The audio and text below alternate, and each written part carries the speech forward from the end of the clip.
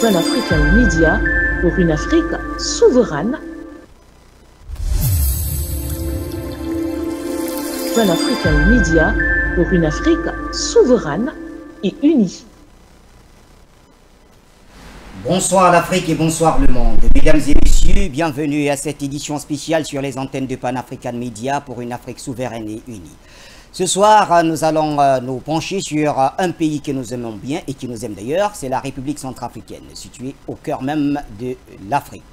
Eh bien, nous allons parler de la situation interne de ce pays à l'aube des élections, pour ne pas dire de la réélection présidentielle du côté de Bangui. Nous savons que l'ambiance de ce côté-là est assez tendue par endroits. On est partagé entre engouement et attaque verbale naturellement d'un côté comme de l'autre. On va évoquer cette situation. Mais nous ne resterons pas seulement dans la situation interne du pays. On va également aborder la relation bilatérale entre la République centrafricaine et le Cameroun. On s'interroge, est-ce que tout va bien? Tout est au beau fixe? En tout cas, deux aspects nous intéressent. L'affaire Armel Sayo, ce chef de guerre arrêté au Cameroun il y a de cela quelques mois et il était activement recherché du côté de la République centrafricaine. Eh bien, depuis lors, nous essayons d'en savoir plus et ce soir, certainement, on aura quelques éléments. On parlera aussi de l'évolution de la crise du carburant russe, ce carburant envoyé depuis la Russie à destination de la RCA, qui a un tout petit peu piétiné du côté du port autonome de Douala. Où en est-on là également? Et puis, on va s'ouvrir à la sous-région avec l'élection présidentielle du côté du Gabon. Quels enjeux pour la sous-région? On sait que de ce côté-là, la campagne bat son plein. Eh bien, l'avis des uns et des autres sur ce plateau nous intéresse. Eh bien, ce soir d'ailleurs, j'ai le privilège d'avoir sur ce plateau ces deux hommes ensemble. J'ai l'habitude de les recevoir, c'est soit l'un, soit l'autre. Eh bien, Pan-African Media est très gâté, comme on dit ce soir. Nous avons donc sur le même plateau notre diplomate Adrien Boni-Ebumbu et naturellement Jules Ndjaoui, leader du mouvement soutenant Touadéra. Et à côté d'eux, notre consultant permanent, Jonathan Batengene. Messieurs, bonsoir à tous. Je voudrais commencer par le diplomate, en tout cas toujours élégant, Adrien Boni. Bonsoir. Comment vous allez, Bachir? Je vais très bien, très bien. Jules, d'être là aujourd'hui, c'est rare de vous avoir sur le même plateau, c'est un événement, n'est-ce pas? Ouais. En tout cas, vous soyez là. Ensemble. Merci Jonathan voilà, d'être sur ce plateau. Les sujets semblent très intéressants pour les téléspectateurs qui vont bien évidemment suivre avec attention les points qui vont être critiqués par les uns et les autres. Critiques positives, évidemment. Merci infiniment d'être là, Adrien Boni-Ebumbu. Alors, je préfère... Elle est suffisante. Voilà. Le débat va orienter les téléspectateurs. Voilà. Le consultant, voilà, on reste un tout petit peu avec Adrien, c'est ça? D'accord, la régie me demande de rester un tout petit peu avec Adrien parce que... c'est cette régie oui. me veut des problèmes. Non, bien. Il y a un tour de table à faire avant qu'on revienne. Non, c'est justement, vous visitez, c'est la première fois, les nouveaux locaux de Pan-African Media. Vous étiez déjà présent quand nous lancions cette chaîne, vous nous avez donné votre bénédiction et aujourd'hui, une petite évolution, on se retrouve de ce côté. Alors, comment vous appréciez déjà ce qui a été fait jusqu'ici? Vous me poussez à me questionner sur les financements que vous recevez. Non, loin de là. À quel point vos locaux sont à la hauteur des défis, n'est-ce pas? Voilà. Bon, je sais que Jules fait partie, n'est-ce pas, de la dynamique et qu'il a certainement appuyé cette installation bien au-delà de lui, tous ceux qui sont très attachés à Bachir et au mouvement panafricain. Donc oui, c'est des installations dignes de ce nom et merci de nous rendre dans ce confort qui va nous permettre d'aborder le point avec, je pense, facilité et commodité. Très bien, merci Adrien Boni. Alors, Jules Ndjaoui, leader du mouvement soutenant Touadéra. Bonsoir Jules Ndjaoui. Bonsoir. Bonsoir à l'Afrique qui nous regarde. Bonsoir aux téléspectateurs. téléspectateurs de Pan-African TV, bonsoir aux panélistes avec lesquels on va partager ce gracieux festin d'idées. En tout cas, c'est un festin d'idées, comme vous l'avez dit, et avec pour finalité de donner un maximum d'informations à nos téléspectateurs qui s'interrogent sur l'évolution notamment de notre pays, la République centrafricaine, et ses relations avec les pays de la sous-région. Jonathan Batengeni, consultant permanent. Jo, bonsoir. Bonsoir Bachir, bonsoir à nos magnifiques téléspectateurs et surtout à nos très spéciaux invités qui sont arrivés de très loin. On a un diplomate, son excellence qui est là. On a également un leader dont la trame ne fait plus débat. Il s'illustre par ses prises d'opposition assez courageuses, assez fortes. Et aujourd'hui, nous revient avec ce mouvement. Ensemble, soutenons le président Touadéra. Nous espérons que ça va être un moment de partage, mais surtout un régal de toute la galaxie panafricaine qui nous attend. Ce programme spécial, vous savez, Bachir, beaucoup en ont fait un élément de leur agenda. Il y en a même qui demandent à quand la prochaine édition spéciale. Nous invitons évidemment que nos deux spéciaux invités deviennent coutumiers du plateau et que l'événement comme celui-ci, un événement comme celui-ci se répète. Nous sommes très fiers de les avoir et nous allons partager ensemble. Merci Jonathan Batengene. Messieurs, le temps juste de souffler un tout petit peu, on va prendre un jingle, ça nous permet de souffler et on revient juste après pour aborder nos différentes thématiques.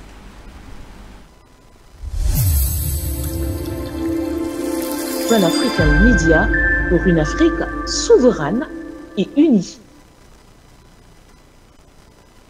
Situation politique interne en République centrafricaine, que se passe-t-il? Jundiawe, permettez que je commence par vous à ce niveau.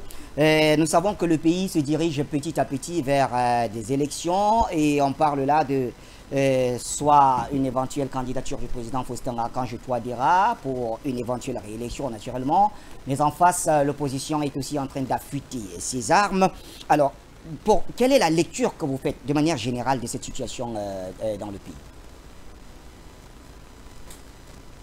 Bachir, vous voulez qu'on fasse quelle lecture? Les données sont là, les cartes sont sur la table. L'année dernière, vous vous souvenez, le peuple a exigé que l'on retouche la Constitution. C'est une volonté du peuple. Le peuple a obligé le président Touadéra à prendre des dispositions pour retoucher la Constitution, la loi fondamentale. Vous étiez à Bangui lors du référendum. Souvenez-vous déjà que le lendemain du référendum, une fois les résultats rendus publics, le peuple a même demandé au président Touadéra d'engager la 7e République immédiatement. Un bon démocrate, soucieux du bon fonctionnement des institutions, le président Touadéra a tempéré et a expliqué au peuple qu'il fallait laisser la 6e République aller à son terme par le mécanisme de la gestion présidentielle en cours. Donc, depuis 2016, le peuple centrafricain montre à l'opinion internationale la direction de son avenir. Le peuple montre. Voilà la situation.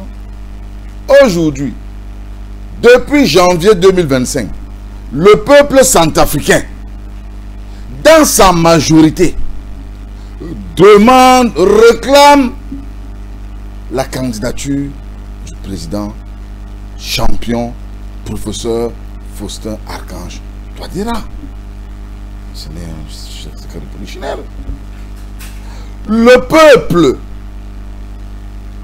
janvier a réclamé, attendu. Février n'a rien entendu. Le peuple a décidé de se mobiliser en mandat vidéo pour vous dire que nous demandons à ce que Touadéra soit candidat. Alors, on l'a vu au stade Parce de que 20 000 places. vous l'avez vu au stade. Oui, la célébration de l'an 9 de la session à la magistrature suprême du président. Ça, c'est les faits. Qu'est-ce qui explique, qu'est-ce qui pourrait expliquer cet engouement? Bachir, vous connaissez la RCA, vous fréquentez la RCA depuis 2013, 2012-2013. Le peuple vit la transformation du pays. Déjà, ce peuple centrafricain, sous Touadéra, peut partir de Obo jusqu'à Bangui, de Bangui jusqu'à Bambari, de Bambari jusqu'à Beloko, de Beloko jusqu'à Bossangwa, ce qui n'était pas possible. Ce qui n'était pas possible. Mais quand vous avez des opposants, aujourd'hui qui ont tous été aux affaires, hein, Ziguele, cerveau attitré Ebaya Moulengue, ancien premier ministre, hein, qui a laissé le peuple se faire, qui a contribué à l'assassinat du peuple, parrain de toutes les rébellions qu'il y a eu en Centrafrique. Candidat, vous pensez que le peuple peut être solidaire de ces Ziguele? Non. Faisons une analyse froide. Nicolas Tchangaï, premier ministre d'un régime Seleka, 50 000 morts à son actif. Allez, Jules. 50 000 morts à son actif. Ndiaye, on va pas quand même donner des chiffres comme ça. À notre niveau, on ne peut pas les... Mais je vous dis ce qui est. Les gens sont à la haie aujourd'hui pour ce faire. Les gens sont à la haie. Il y a un tribunal spécial à Bangui qui est fonctionnel pour juger de ces crimes. Champagne, 50 000 morts et blessés. Les églises détruites, des mosquées brûlées. Mais, monsieur Bachir, Oui. on a vu en Centrafrique en 2013 des êtres humains manger les êtres humains à la suite, hein, des complots tissés par des gens comme Tchangaï. Et vous pensez que le peuple centrafricain peut soutenir celui-là? Non, nous ne l'aurons pas. Dologela Anissé, Madoff, le plus gros escroc de l'Afrique centrale. 36 mois d'arrêt de salaire. Il a laissé le peuple croupi dans la misère. 36 mois. Hein? Tout l'argent que le FMI a donné, il a volé. Le peuple n'a jamais oublié que c'est le président Touadéra qui est venu payer cette dette-là 15 ou 17 ans après. Oui. Souvenez-vous, hein, il avait pour prénom double signe. Parce que du temps où il était Premier ministre, il a commencé à payer la dette laissée par Dologele. Il payait 2 mois. Et il a terminé cette dette sous sa mandature de président. Mais non, le peuple n'est pas idiot. Faites attention. Méfiez-vous de la majorité silencieuse. Les hommes politiques sont sur les médias, ils parlent, mais c'est une minorité conséquente. Mais méfiez-vous de la majorité silencieuse. Ce peuple qui ne parle jamais, qui subit toujours, quand il décide le résultat, ce que vous avez vu au stade de 20 000 places. Mais ce n'est pas tout. Vous prenez un gars, il a une tête comme un singe, Boligumba. Jules Ndiaye, Non, il faut dire les choses. Parce que je vais vous dire, quand ils ont planifié de nous tuer, de nous empoisonner, nous les Touadéristes, ils ne réfléchissent pas. Oui, voilà quand ils décident de nous empoisonner, quand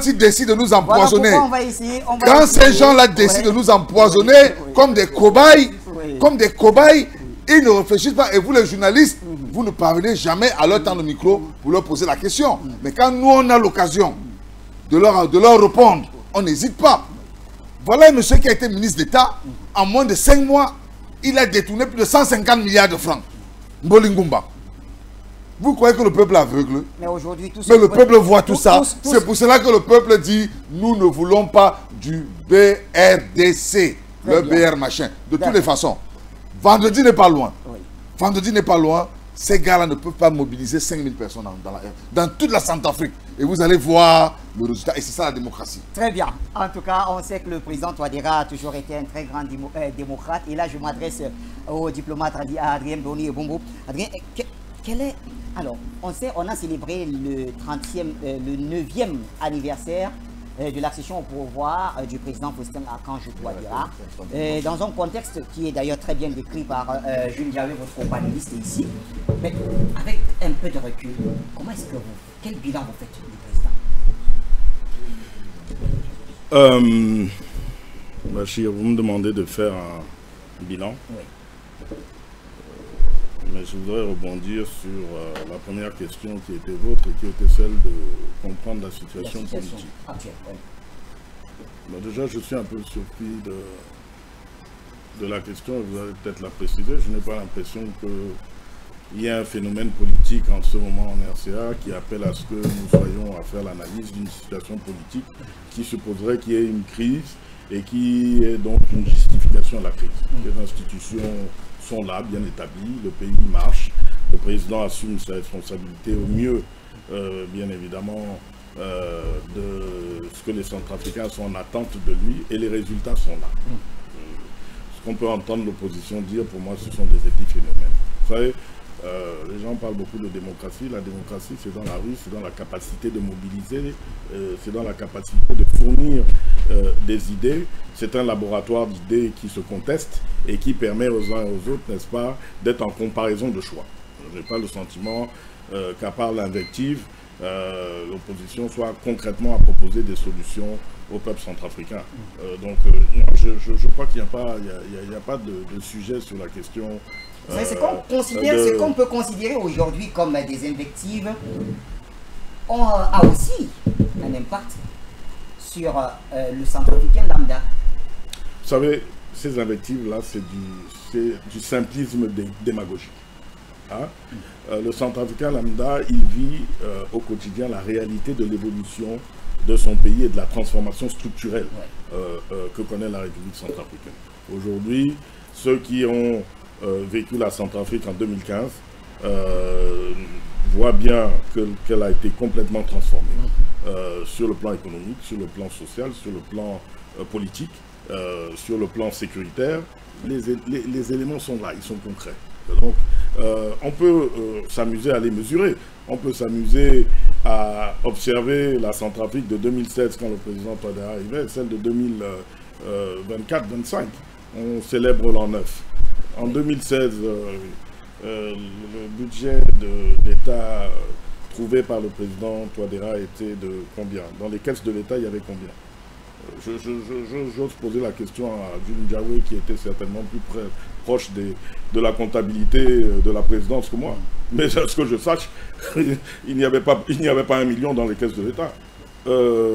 Et ça, c'est pas de la démagogie, c'est des choses concrètes. En 2016, quand le président est arrivé, il a trouvé quel instrument sécuritaire? Est-ce qu'il y avait une armée? En 2016, quand le président est arrivé, les arriérés de salaire qu'il a trouvé, tous ces fonctionnaires-là peuvent en attester.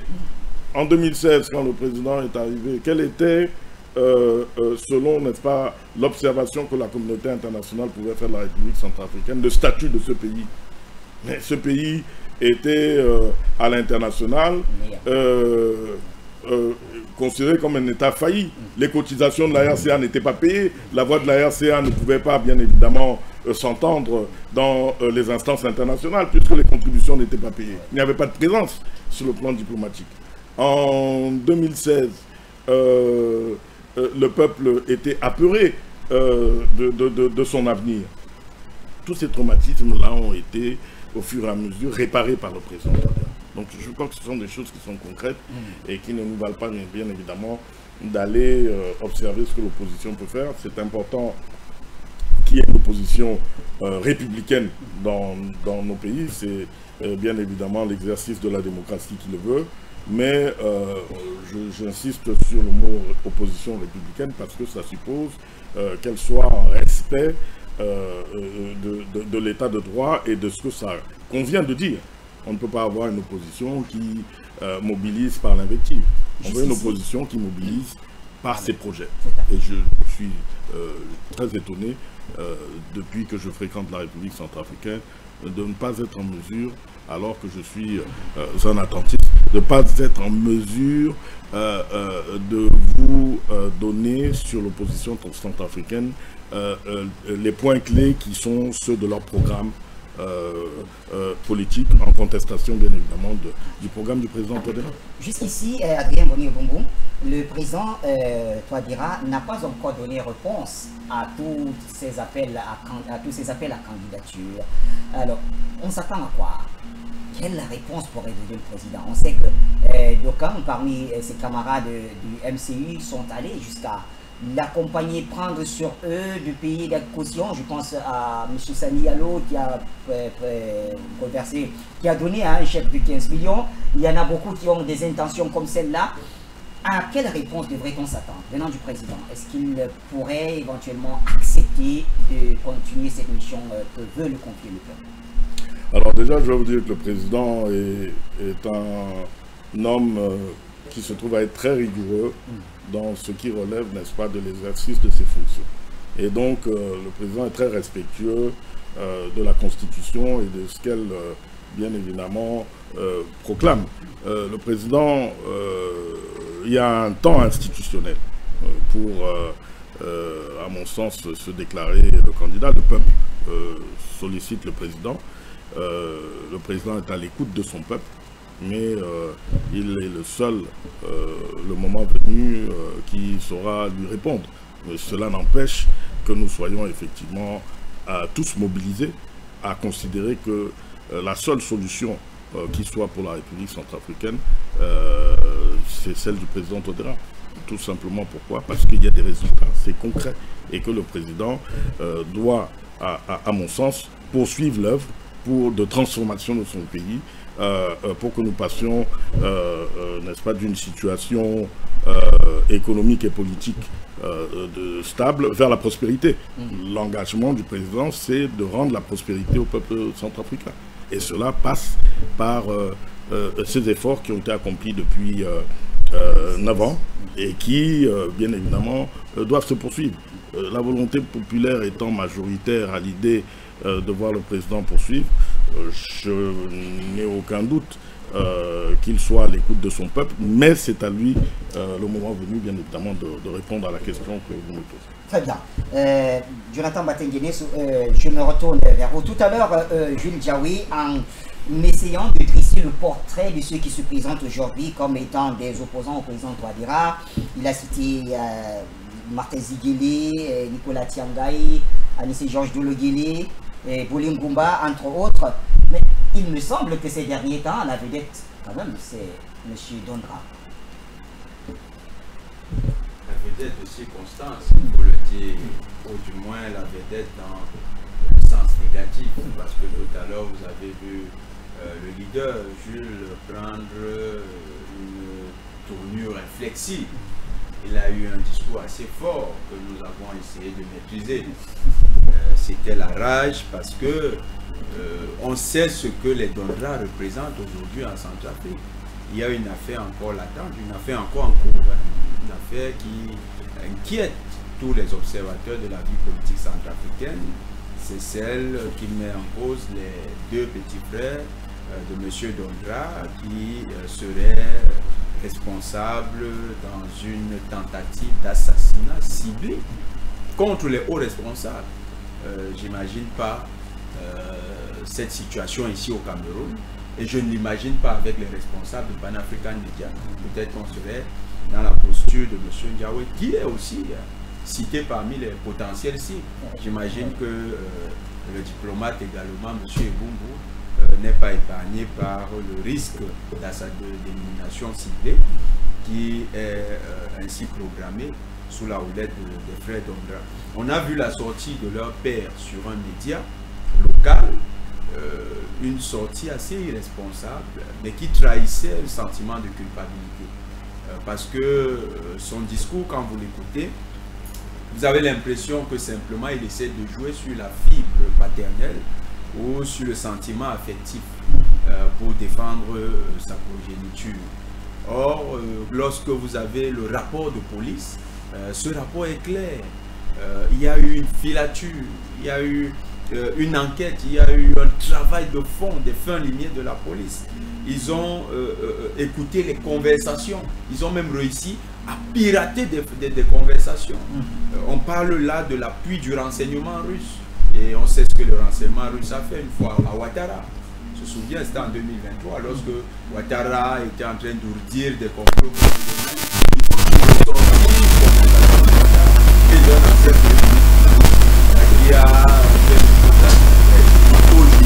Vous avez la même chose au Centrafrique.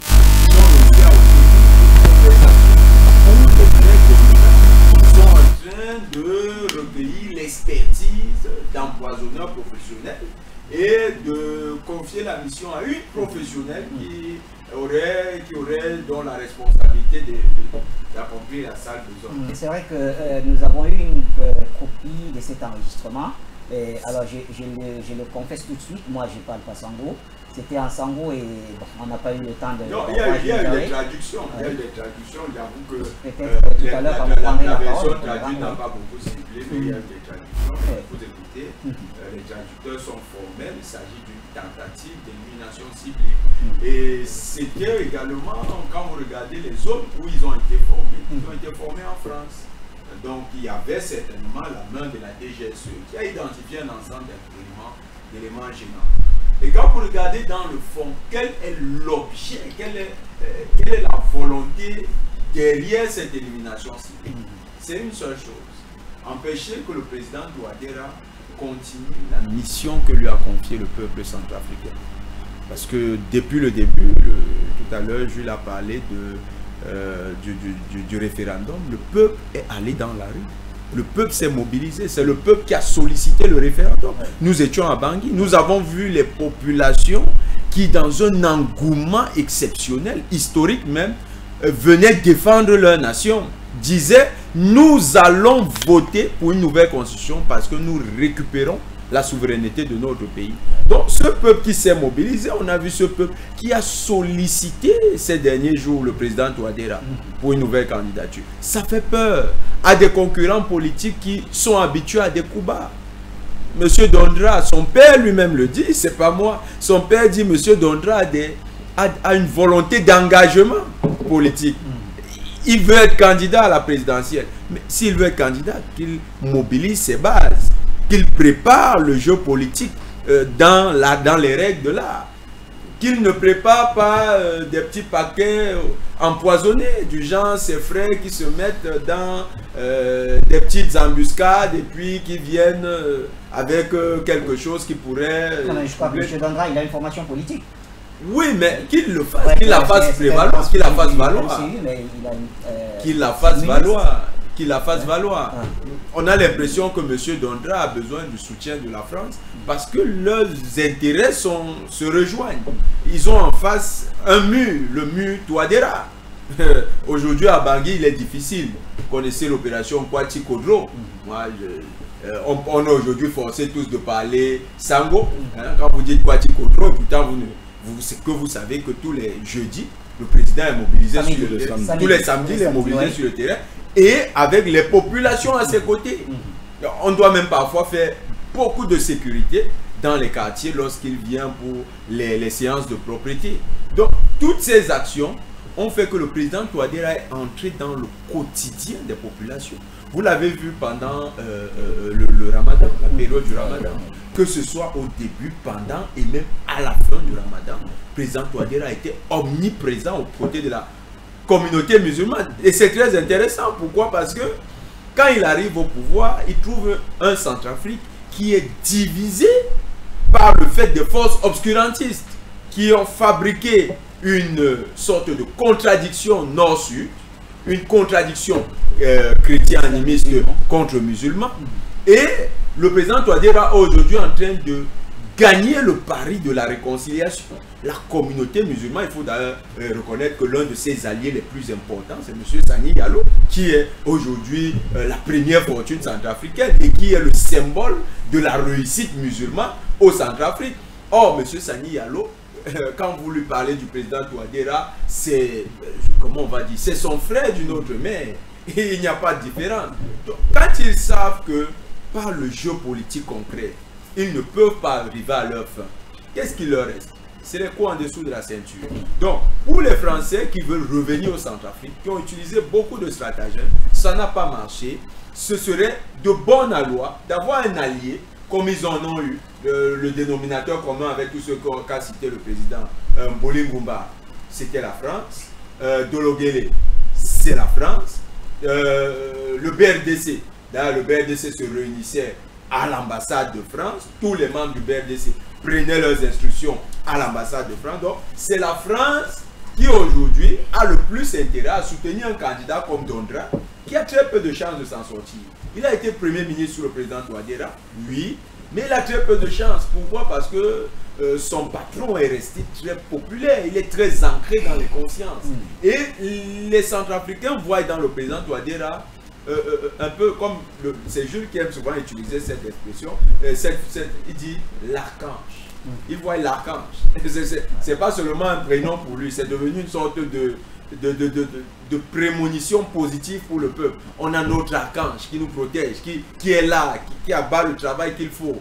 Et le président Touadéra fait ce qu'il faut justement. Il réconcilie nordistes, musulmans, chrétiens, animistes. Il les remet sur la table.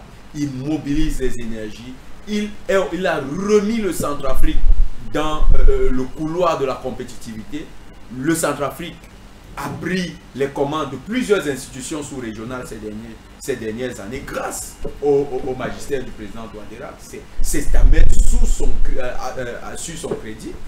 Il y a désormais le gouverneur de la BA, c'est un Centrafricain. Le Centrafrique a repris un leadership. Vous avez vu comment ils ont géré avec le président du Cameroun la question de la potentielle dévaluation du franc CFA. Ça a été géré de main de maître avec le président en exercice de la CEMAC, le président du Cameroun et le gouverneur de la BA. Ils ont réussi à retourner la situation à l'avantage de la CEMAC. Donc, le président Touadéra se propose comme étant l'artisan de la renaissance du Centrafrique. Il est vraiment le symbole du palais de la Renaissance. Très bien. Il est le Centrafrique renaissant. Symbole du palais de la Renaissance, le Centrafrique renaissant. Le temps pour nous de revenir vers Jules Ndiaye. Alors, Jules Ndiaye, peut-être avez-vous des éléments un peu plus concrets à nous présenter en ce qui concerne cette affaire Dondra, parce que on a bien voulu botter ça en touche, mais il s'avère que c'est impossible parce que il y a eu des écoutes, des audios qui ont circulé un peu partout sur la toile, et à chaque fois nous étions quand même interpellés. Ceux qui savent que nous fréquentions ce pays nous interpellent pour demander mais qu'est-ce qui se passe, Je veux dire. Oui, Bachir. Il se passe simplement que des gens se sont trompés d'époque. Certaines personnes, en l'occurrence ceux de la famille politique de Dondra, ont cru que la RCA était ce qu'elle était encore en 2010, 2007, 2013. C'est-à-dire un territoire où les individus débarquaient, posaient des actes, créaient des bandes armées, des rébellions, des groupes de braqueurs, agissaient en toute impunité et repartaient sous la protection du néocolonialisme. Malheur en a peu. L'archange a réglé la péréquation.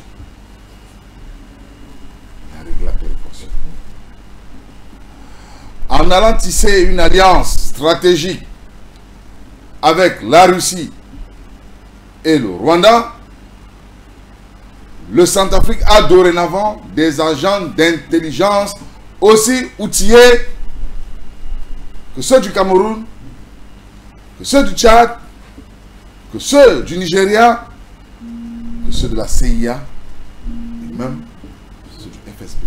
D'ailleurs, ces agents sont encadrés par le FSB. Donc, les questions d'intelligence ont été l'une des préoccupations majeures du président Touadéra. Parce que si vous avez des hommes, des soldats, 30 000 soldats sur le terrain, et que vous n'avez pas un service d'intelligence efficace, puissant et efficace, ces 30 000 soldats ne représenteront que la chair à canon. C'est pour cela que le président Touadéra, dans la structuration de la nouvelle armée, du nouveau système de sécurité et de défense centrafricain, a mis un accent particulier dans la formation des cadres en service d'intelligence. Et les fruits de ce travail, vous qui demandiez tantôt pourquoi le peuple aime Touadéra. Parce qu'aujourd'hui, le peuple peut dormir à Bangui jusqu'à 10 heures sans entendre quoi, sans entendre une rafale.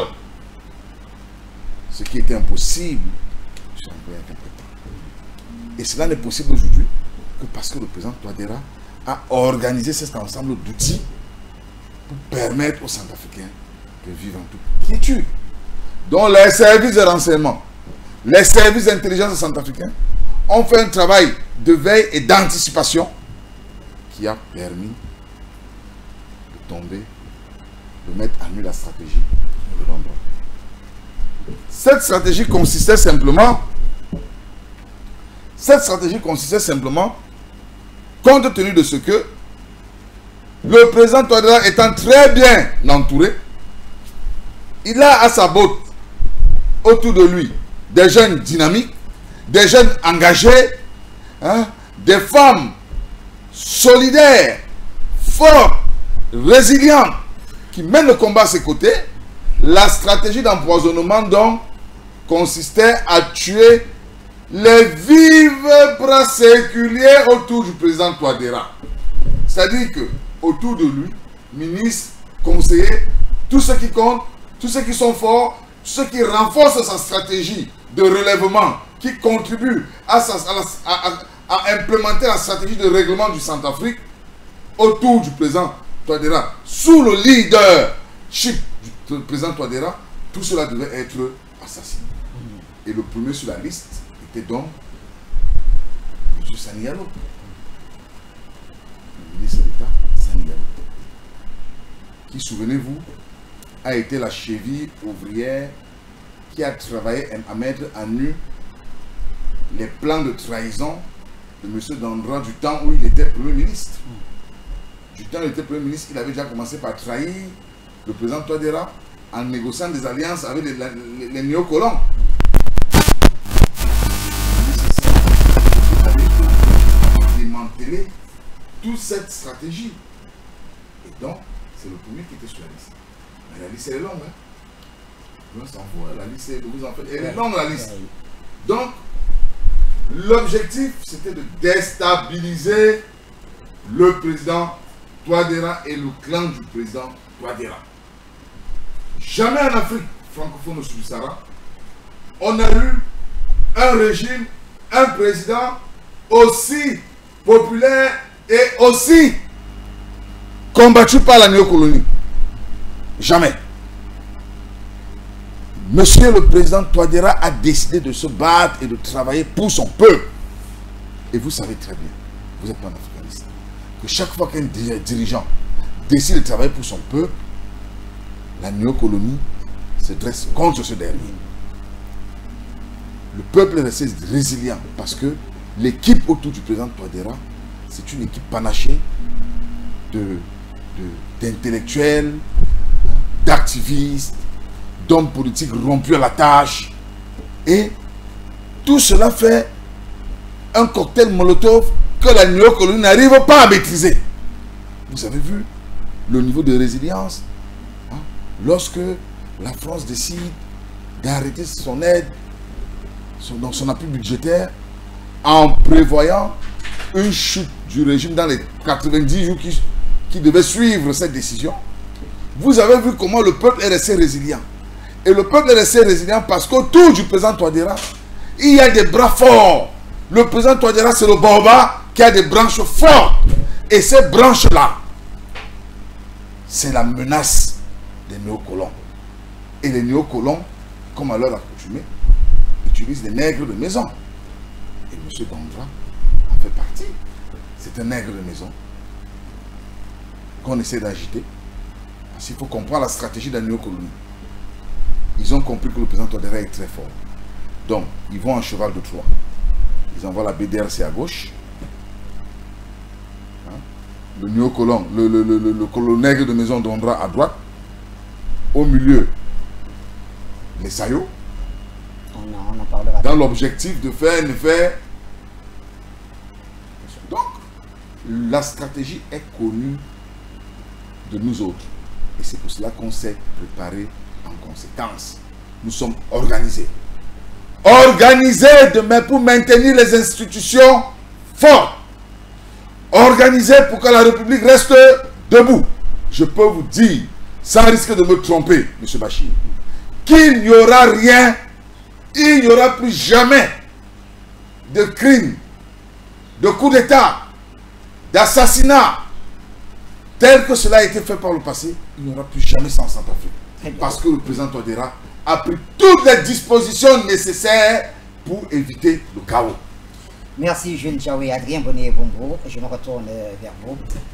Peut-être souhaitez-vous réagir d'abord à tout ce qui a été dit maintenant, ou alors on peut aller directement sur la relation bilatérale entre le Cameroun et la RCA. Sur ce qui a été dit très rapidement, hein, je pense que vous avez eu de l'éloquence dans la démonstration des uns et des autres. Oui. Moi je vais tout simplement aller dans le sens d'une confiance absolue en la justice. Les faits sont entre les mains de la justice centrafricaine.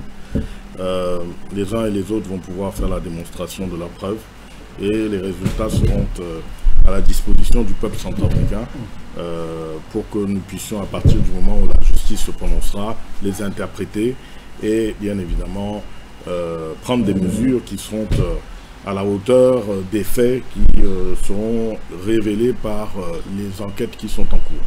Je voudrais me réserver de rentrer dans tout ce qui relève des enquêtes en cours. Il est évident qu'il y a des informations qui sont à notre disposition. Je m'en tiens tout simplement à croire et à surtout dénoncer tout ce qui peut aller dans le sens de l'antidémocratie. Hein? Nous sommes aujourd'hui face à cette volonté d'installer des institutions fortes et les élections ne se gagnent que par les urnes. Il n'y a pas d'autre voie aujourd'hui en Afrique qui soit à la victoire dans les élections. Et ça, c'est un principe fort qu'il faut réaffirmer.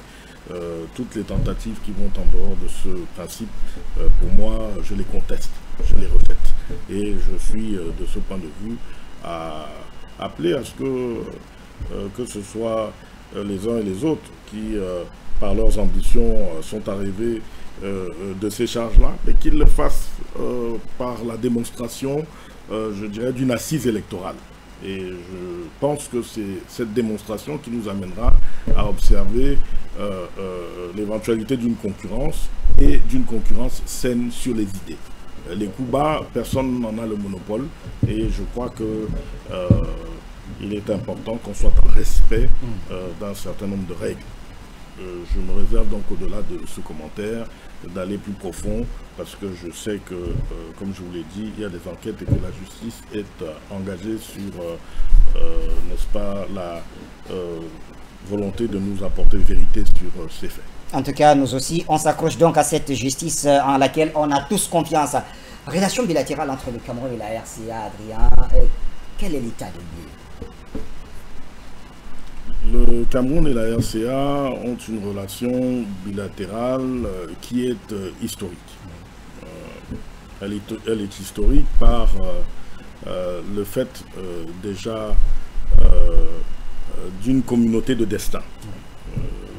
Ce sont des peuples qui, par leur histoire, qui par leur culture, qui par, je dirais, un ensemble de mécanismes voulus et non voulus, se trouvent dans cette même communauté de destin. ça suppose aussi, n'est-ce pas, qu'il y ait autour de cette relation séculaire des dynamiques. Et ces dynamiques, nous pouvons les constater à travers ce qui peut faire la coopération sur des domaines tels que les domaines économiques, sur le plan sécuritaire, et sur le plan politique. Et l'activité de ce point de vue que nous pouvons observer entre les deux pays démontre à suffisance qu'il y a bien évidemment un niveau, je dirais, d'action et de coopération qui soit appelé à considérer qu'il y a une intensité dans la relation bilatérale. Cela n'empêche bien évidemment qu'il y ait dans toute relation des points, je dirais, d'observance. Et j'ai pour cela le sentiment qu'il faut bien comprendre, à mon sens, ce qui peut se jouer à l'intérieur de cette sous-région. Nous avons aujourd'hui la Centrafrique qui se mobilise par de nouveaux paradigmes. Et l'un des paradigmes nouveaux que nous observons, c'est la coopération avec la Russie, dans un précaré qui était essentiellement francophile, pour ne pas dire plus. Et si vous voulez, cette entrée de la Russie à l'intérieur de ce précaré peut, d'une certaine manière, je ne vais pas considérer qu'il s'agisse de voir une gêne dans l'entrée, mais d'une adaptation de nos habitudes à partir de ce nouveau partenaire. Le Cameroun a une ancienne et vieille coopération avec la Russie, la Centrafrique également, les autres pays de la sous-région à même titre, mais pas d'une intensité telle que celle que nous observons aujourd'hui. Il y a eu bien évidemment un progrès dans l'intensité de la coopération russe dans la sous-région et notamment à partir de la République centrafricaine. Cette intensité sur les questions sécuritaires, sur les questions culturelles et bien évidemment sur les questions politiques. À partir de ce prisme, qu'est-ce qu'on peut observer? On peut observer que les deux pays doivent éventuellement sur ce point se comprendre et s'ajuster sur ce qui peut relever, n'est-ce pas, des intérêts communs à préserver. Et je crois qu'il y a des échanges réguliers qui appellent à ce que des ajustements soient faits. Nous avons aussi, ce qui est très important à observer, des styles. Il y a des styles d'hommes politiques et le style du président Touadéra, le style du président Biya sont des styles qui sont semblables, bien que différents sur certains points. C'est d'ailleurs ces différences-là qui font, à mon sens, l'utilité. Il n'y a pas je dirais, l'idée de mimer l'un pour faire l'autre. Chacun se trouve avec sa propre formation, ses propres intentions et ses propres engagements dans des styles qui sont très respectueux, mais qui, bien évidemment, sur certains points, s'accordent à des nuances et sur d'autres à des convergences. Ouais. Je crois que c'est aussi l'un des éléments clés qui fondent la relation bilatérale. De cette relation bilatérale, je vais vous dire que les deux présidents sont en parfaite entente. En parfaite entente. Ce sont deux frères qui ont du respect l'un pour l'autre et de l'estime l'un pour l'autre. Vous savez, en dehors de cette architecture, vous avez bien évidemment des ouvriers. Ouais. Et ces ouvriers qui, de part et d'autre, travaillent à l'intérêt de cette dynamique, je dirais, commune, peuvent, dans l'exercice, n'est-ce pas, de l'œuvre, créer les conditions je dirais, de divergence qui sont généralement arbitrées plus haut. Et c'est pour ça qu'il est toujours très important de revenir vers le sommet de la pyramide et de considérer que l'état d'une relation bilatérale se définit à partir du sommet de l'exécutif. En deçà, nous pourrons, dans le prolongement de cette émission, effectivement, faire l'évaluation plus approfondie de la relation bilatérale. Mais si j'avais à dire, nous avons connaissance des engagements du Cameroun vers la RCA sur le plan sécuritaire, sur le plan économique. Nous avons connaissance des engagements de la RCA vers le Cameroun. Je suis le premier à pouvoir faire la démonstration de l'estime que le président Touadéra a vis-à-vis du Cameroun. C'est celle même, d'une certaine manière, de prendre dans sa proximité, dans son exécutif, dans sa proximité, des Camerounais. Si le président Touadéra prend des Camerounais dans sa proximité, au-delà de l'utilité qu'il peut y avoir dans cet usage de ces Camerounais-là, c'est aussi sur le plan diplomatique des signaux forts qu'il envoie bien évidemment au Cameroun, oui. Sachant qu'il aurait très bien pu faire sans. Il a aussi, à sa manière, fait la démonstration et fait régulièrement la démonstration de son amitié vis-à-vis du Cameroun. Le nombre de passages du président par le Cameroun, ce sont des indicateurs forts de l'estime qu'il a pour ce pays. Mais vous savez, on a l'habitude de dire que rien n'est vain. Il faut continuer régulièrement sur les relations bilatérales entre les pays. Il faut contribuer et continuer à les renforcer plutôt qu'à considérer que par le naturel, elles vont maintenir leur dynamique, je dirais, de solidarité. Et c'est sur ces points qui consistent au renforcement des relations que nous pouvons faire l'exergue tout à l'heure. Merci, voilà qui est très très bien brossé hein, par le diplomate Adrien Ebombo. Jules Diawé, 2 ou 3 événements ont, si vous voulez, conduit certains citoyens du monde à penser que les relations entre le Cameroun et la RCA s'étaient un tout petit peu refroidies.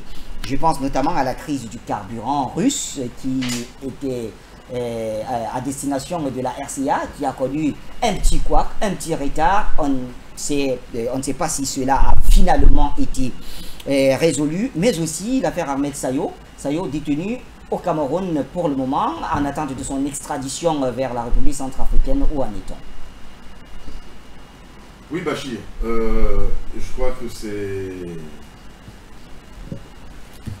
les oiseaux de mauvaise augure qui essaient de propager cette nouvelle selon laquelle le plan turbulent de la Russie était en souffrance du fait que ce que Camerounais, c'est archi faux. C'est archi faux. Il faut remettre les choses dans leur contexte.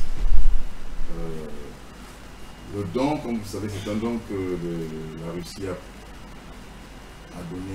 fait à un État qui est le Centrafrique. Cet État a informé les autorités camerounaises de ce que la RCA étant enclavée, nous pouvons utiliser les voies d'accès maritimes de celle du Cameroun ou du Congo-Brazzaville. Leur choix s'est porté sur le Cameroun. Ils auraient pu aller au Congo-Brazzaville. Ils ont choisi de le faire au Cameroun. Évidemment, centrafricain par le prière. Le président va saisir son homologue. Amener l'information. Les choses vont se faire jusqu'à ce que une décision du département d'État américain vienne mettre sous sanction le bateau qui transportait ce pétrole. Et je tiens à rappeler que cette décision est tombée 4 jours avant l'accostage du bateau. Donc, le bateau était presque déjà dans les eaux camerounaises. Ce qui va simplement se passer, c'est que les autorités russes vont rentrer dans la panique. Pas dans la panique, c'est-à-dire de manière tactique, vont mettre la pression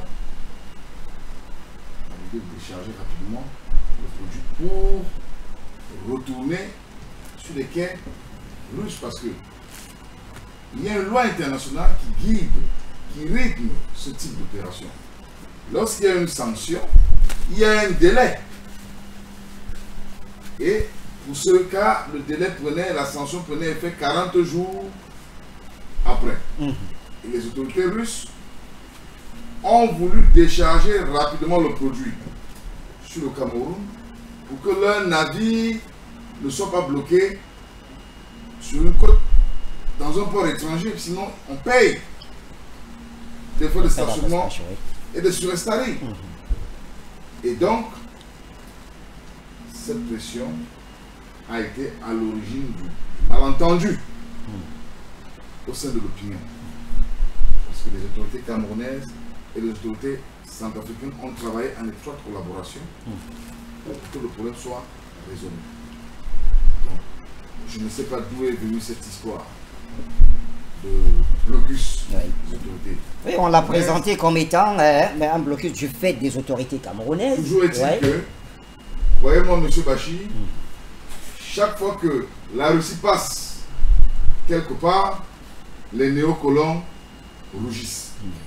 Et donc, le simple fait que ce don en pétrole allait arriver en Centrafrique, impacter sur le coût de vie du Centrafricain, parce que ce don va rendre disponible le produit sur le marché, ce que Total, entreprise française, pendant 30-40 ans qu'elle a officié en Centrafrique, n'a pas pu faire. Et donc, vous comprenez que les néocolons rougissent chaque fois que les Russes passent quelque part. Est-ce qu'aujourd'hui le carburant est déjà en République centrafricaine? Les opérations se poursuivent, M. Bachir. Oui. Les opérations se poursuivent. Le carburant arrive en Centrafrique. Convenez avec moi que de moins en moins depuis un peu plus d'un an, vous n'avez plus de crises à répétition dans le secteur pétrolier. Parce que le président Touadéra a pris le taureau par les cornes. Et vous savez très bien que Total est parti de la RCA. Total est parti comme des voyous, comme des voleurs. Hein? Ils sont partis en prenant de l'argent, l'épargne des Centrafricains auprès des banques. Ils ont pris l'épargne des Centrafricains plus de 15 milliards de francs. Vous voyez, c'est des multinationales voleuses qui viennent sur le continent nous piller, alors qu'ils devraient nous apporter des fonds et devaient faire des investissements. C'est-à-dire qu'ils sont allés, ils ont contracté des prêts pour préparer des campagnes d'approvisionnement en produits pétroliers. Et ils ont pris cet argent, ils sont allés partager ça en dividendes comme des dividendes, comme des bénéfices à partager entre actionnaires. Et ils ont vendu la boîte sans même informer les autorités centrafricaines. Donc vous voyez, c'est ce type de banditisme que le président Touadéra combat. C'est pour cela que le peuple l'aime. Je veux revenir une fois dessus, de plus sur la manifestation, sur la démonstration de l'amour que le peuple a à l'endroit du professeur Touadéra. Parce qu'il pose des actes courageux, il pose des actes qui contribuent à sauver le peuple, le citoyen centrafricain. Il pose des actes qui permettent à ce citoyen de voir ses conditions de vie s'améliorer. Pourquoi voulez-vous que ce peuple aille solliciter Bolingumba, Changai, Bozé et autres? Il dit non. Donc, pour très bien. Sur le dossier, ça veut dire que le pétrole est en voie d'acheminement, puisque le pétrole là arrive déjà à Bangui. Très bien. En tout cas, c'est l'information qu'on voulait. Le pétrole arrive à Bangui. Alors, la le rédaction arrive à Bangui, il n'y a pas de problème. La rédaction de Pan-African Media retient donc pour enchérir ce que disait mon cher frère ici, les relations diplomatiques entre la RCA et le Cameroun sont au beau fixe. Voilà. La preuve, le carburant arrive à Bangui. Très bien. Ce sera donc. Alors, je parle sous le contrôle du rédacteur en chef qui certainement fera de cela la une de demain. Donc, tout se passe très bien. Oui, Adrien, allez-y. Oui, je voudrais poursuivre. Oui. Vous avez évoqué deux situations. Tout à fait. Celle du carburant oui. et celle de M. Sayo. Tout à fait. Ahmed Sayo. Je crois que vous avez eu toutes les explications sur la question du carburant qui ne m'appelle pas à rebondir, si ce n'est que il n'y a eu aucunement du côté des autorités camerounaises à partir du moment où le président Biya a été saisi par son petit frère, une volonté de restreindre d'une certaine manière le transfert du carburant vers la République centrafricaine. Il y a sur le plan technique des articulations qui ont amené à ce que les deux pays se parlent, mais aucune volonté manifeste, et ça je peux en attester,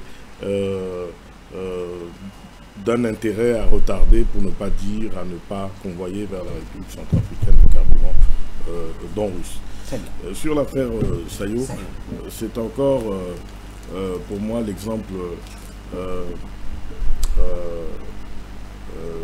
d'une hypothèse qui a été tout à l'heure évoquée. Qu'est-ce que c'est l'affaire Sayo? L'affaire Sayo, c'est l'affaire d'un homme qui se réclame être un chef rebelle et qui, par le fait de cette rébellion, décide de renverser des institutions démocratiquement élues. De ce point de vue, nous l'avons dit tout à l'heure, et je le redis ici, non seulement c'est condamnable, mais au-delà du fait que ce soit fortement condamnable, à l'intérieur de la sous-région, il y a des mécanismes clairs qui contestent le renversement des institutions démocratiquement élues. Ce Sayo se réclame d'avoir organisé une rébellion contre le président Touadéra. Ça, c'est le premier point. Deuxième point qui est effectivement à démontrer, c'est que il a été arrêté au Cameroun à partir d'une je dirais, activation des éléments de coopération bilatérale. Oui. Okay? L'activation des éléments qui font la coopération bilatérale sur le plan sécuritaire a amené à ce que M. Sayo soit arrêté. D'accord? À la demande de la République centrafricaine, sur preuve, bien évidemment, d'un ensemble d'éléments qui attestaient de sa volonté de renverser les institutions. Ça, c'est la deuxième séquence qui est importante à relever. Et la troisième séquence qui est importante à souligner, c'est qu'à partir du moment où la République centrafricaine a été en demande d'arrestation, elle est en demande de transfèrement de l'intéressé, tel que, évidemment, le conçoit la loi qui gouverne les questions de haute criminalité dans la sous-région. Oui. C'est trois points. Il y a eu le premier point qui est arrivé à satisfaction, celui, bien évidemment, de l'activation par la République centrafricaine de la demande, le deuxième point qui est celui de l'arrestation, et le troisième point qui sera celui du transfèrement. Moi, je ne vois pas d'autre hypothèse que celle qui soit que le Cameroun rende à la République centrafricaine M. Sayo, qui est bien évidemment reconnu comme chef rebelle et qui s'attaque à des institutions qui sont démocratiquement élues. Alors, je voudrais si je vous ai bien compris, il y a une procédure à respecter avant d'aboutir à l'extradition. Il y a des étapes dans cette procédure qui ont été, pour les cas que je vous ai révélés, partiellement accomplies et qui sont bien évidemment en mouvement sur le processus final. Le processus final, vous savez, le président Biya a toujours été celui qui condamne dans la sous-région tout ce qui peut être atteinte à la démocratie. Oui. Et je ne peux voir et concevoir qu'il en soit autrement. Nous avons observé ce dossier. Nous considérons que la République centrafricaine a fait de ce qu'elle devait faire dans le sens de la demande de transfèrement, et il y a bien évidemment un dialogue qui s'établit. J'ose croire et espérer que le dernier point qui est soulevé sera résolu très rapidement. Je n'ose croire qu'il en soit autrement. Alors, c'est-à-dire qu'il n'y a pas de rétention arbitraire de ce côté-là. Mais le destin de la sous-région étant intimement lié, est-ce que le Cameroun n'exploiterait pas aussi Sayo pour mieux comprendre sa propre situation sécuritaire? Ce sont des questions qui relèvent, à mon sens, d'une intimité qui ne me permet pas d'aller en profondeur. Ce que je considère, c'est que à chaque fois qu'il peut y avoir une tentative de déstabilisation d'un pays de la sous-région, ça peut concerner les autres pays. Mais si ça concerne les autres pays, ça n'est pas le problème des autres pays en soi, ça est principalement d'abord le problème du pays qui a été destinataire de cette volonté de déstabilisation. Les autres pays, bien évidemment, par les effets connexes qui sont en lien avec la tentative de déstabilisation, peuvent être en exploitation, mais il ne s'agit pas de devenir le principal acteur de l'exploitation. La République centrafricaine reste, de ce point de vue, le principal acteur et bénéficiaire de l'exploitation de M. Sayo, qui souhaitait renverser les institutions centrafricaines. Très bien. Binjawe, peut-être un mot à ajouter à faire Sayo avant de passer la parole du côté de notre consultant permanent.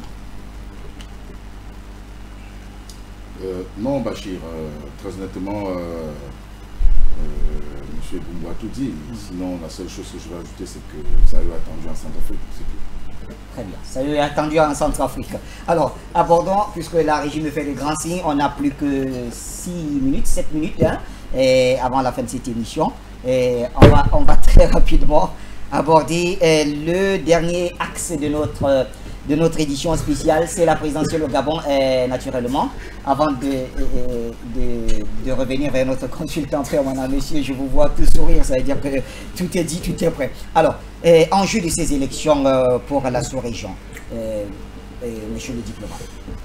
Bon, écoutez, vous savez, la première chose que je peux dire, c'est que... Je rappelle, ce sera le 12 avril.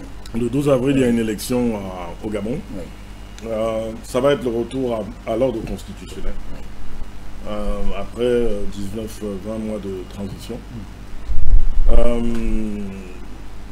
Il y a, à partir de ce moment-là, des points importants qui vont être observés par le monde, mais surtout la sous-région. C'est déjà l'engouement à l'élection. Je crois que le président Ligui se mobilise ainsi que son opposition pour que cette élection soit crédible, transparente et démocratique. La deuxième chose qui serait d'intérêt, c'est d'observer qu'il va y avoir le renouvellement de l'élite politique. Il y aura en tout cas, à mon sens, l'idée d'un renouvellement de l'élite politique.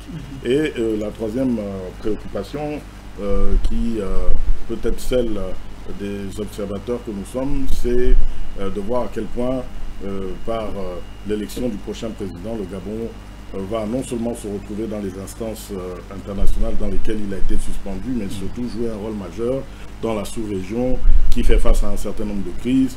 Nous connaissons des crises économiques, vous avez souligné tout à l'heure le risque de dévaluation qui a été récemment, qui a valu récemment à ce qu'il y ait un sommet extraordinaire. Nous avons une sous-région qui est en défi sur le plan économique, sur le plan politique. Il y a des élections autour du Gabon aussi qui vont se dérouler cette année. Donc nous espérons que le Gabon sera un acteur majeur de ces changements que nous voulons aussi bien pour lui, mais pour la sous-région. Alors, je crois que cela étant dit, un dernier point qui vaut pour que nous soyons à le rappeler, c'est que le médiateur de la crise au Gabon, c'est le président Faustin Archange Touadéra, et qu'il est important de souligner que si on en arrive à cela, c'est aussi parce que son rôle de médiateur a été à succès. Et donc il faut saluer cette médiation, je dirais, dynamique et agissante du président Touadéra sur le Gabon, et espérer qu'au-delà des élections, il reste un acteur important de conseil et de sagesse pour le Gabon. Aussi bien le président Touadéra que les autres présidents de la sous-région, que sont le président Biang, le président Biya et le président Sassou. Donc, voilà très rapidement les mots que je peux prononcer. Merci Adrien et Bumbo. Jules Diawé, les enjeux de ces élections pour la sous-région, après tout le travail abattu, il faut le reconnaître par le président Touadéra, quant à la facilitation, la médiation et même, comment dirais-je, l'insertion, la réinsertion du Gabon au niveau de la sous-région, ça n'a pas été facile, il faut bien le dire. Certains des dirigeants de la sous-région étaient catégoriques au départ, mais la médiation du président Faustin Archange Touadéra a permis quand même que le Gabon soit de plus en plus accueilli favorablement dans sa famille. Oui, Bachir, il faut noter que l'enjeu majeur de ces élections, c'est la stabilité de la sous-région. La stabilité de la sous-région. Vous savez, le Congo, le Gabon constitue une partie, une extrémité, quand vous prenez la cartographie de la CEMAC, le Gabon est dans une extrémité. La RCA ferme de l'autre côté. Donc, vous voyez, pour ceux qui font la trilogie, vous allez comprendre qu'il y a des signes. Le grand architecte ne permet pas les choses au hasard. C'est-à-dire que le médiateur est parti de l'autre extrême pour venir prêter main forte à l'autre extrême. Donc, c'est des éléments, je ne sais pas, bon, tout le monde ne voit pas les choses de la même manière. Vous voyez, mais on se comprend. C'est des éléments non négligeables. Et l'enjeu majeur, c'est la stabilité de la sous-région. C'est la stabilité de la CEMAC. Parce que croyez-moi, si aujourd'hui on rate le coach avec le Gabon, le Congo va suivre. Vous savez qu'au Congo, il y a déjà quelques remous. Donc là, en stabilisant le Gabon, on a renforcé le projet même de stabiliser le Congo, le Cameroun et la RCA, qui sont des pays qui vont connaître des élections dans les mois à venir. Donc, il faut comprendre, c'est ça le véritable enjeu. La stabilité de la sous-région. Et vous avez vu l'enfant du Mapan, comme on l'appelle au Gabon, hein, le président Brice Clotaire Olingi, a démontré à suffisance au peuple gabonais qu'il peut changer les choses. En seulement 19 mois, on a vu comment il a commencé la transformation du Gabon. Et donc, il est important que les Gabonais aient à cœur les idéaux de paix. Il faut la paix. Il faut la stabilité. Et au vu du travail qui a été abattu, le président, le candidat Olingi, pour nous les panafricanistes, est le candidat de cette paix et du développement du Gabon. Très bien. Pour les panafricanistes, comme le dit Jules Diawé, le président Olingi, en tout cas, serait le bon choix. Jonathan Batenguini, avec vous, on va certainement refermer l'édition. Voilà, on va bouger ceci vers le Jonathan. Voilà. Votre analyse en définitive. Non, le président Brice Clotaire Olingi est en train de faire ses premiers pas en tant que civil. Il a vécu toujours en tant que militaire. Il a mené une carrière tout à fait honorable. Il est arrivé au pouvoir de manière très controversée. Les panafricanistes ont tenu un discours assez fort, assez dur, parfois contre lui. Il a tenu bon, il est resté, c'est aussi pour le bonheur des Gabonais. Beaucoup de Gabonais lui ont accordé le crédit. Il y a eu la rencontre d'avril 2024, le grand dialogue national inclusif, qui a réuni tous les fils et filles du Gabon, qui ont discuté des problèmes importants. Ils ont posé un agenda et aujourd'hui il est question de mettre en application cet agenda. Il a estimé qu'il est l'homme qui peut porter ses aspirations. Les Gabonais sont donc conviés à venir soit le plébisciter, soit le désavouer. Ce sera au peuple gabonais de choisir son dirigeant. Maintenant qu'il est dans la course au présidentiel, il n'y a plus d'ambiguïté. Nous pensons que le plus important sera la conquête de la souveraineté du Gabon. Parce que ce qui compte le plus à nos yeux, c'est la souveraineté du Gabon. C'est que les bases militaires étrangères soient évacuées du Gabon, que le Gabon reprenne le contrôle de l'ensemble de ses minerais stratégiques.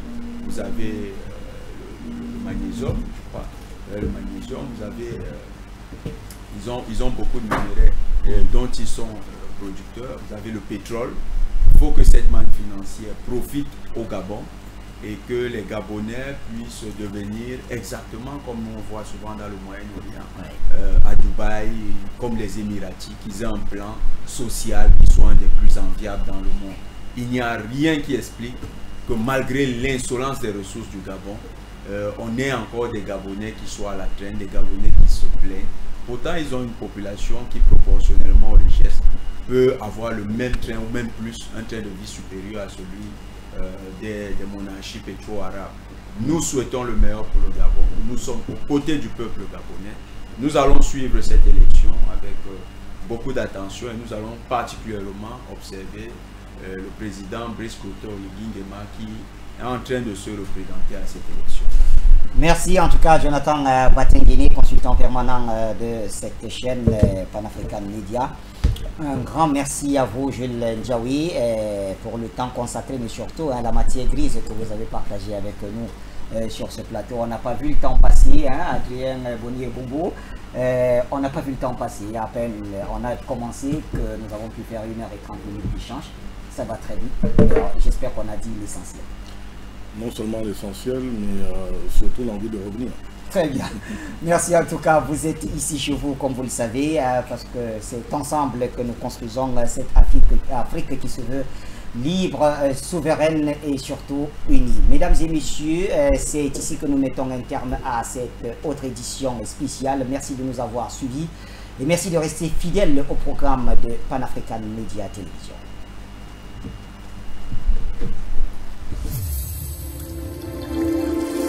Pan-African Media pour une Afrique souveraine et unie.